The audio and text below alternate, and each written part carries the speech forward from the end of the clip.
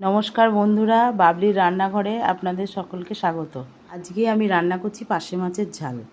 প্রথমে কড়ায় তেল দিলাম, তারপরে মাছ দিলাম, একটা একটা করে মাছ দিলাম। মাছগুলো লাল লাল করে ভাজলাম, এপিট এপিট করে আবার তুলে নিলাম।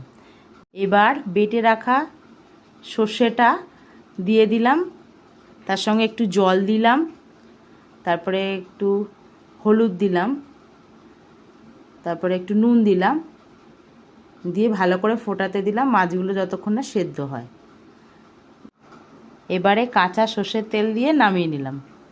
তৈরি হয়ে গেল আমাদের সুস্বাদু পার্শে মাছের ঝাল। আজকে থালিতে ছিল ভাত, উচ্ছে ভাজা, সয়াবিন, আলু বরবটির তরকারি আর ঢ্যাঁড়স আলুর তরকারি, মাছের তেলের বড়া, ডাল, পার্শে মাছ। ভিডিওটা কেমন লাগলো অবশ্যই কমেন্ট করে জানাবেন। ধন্যবাদ।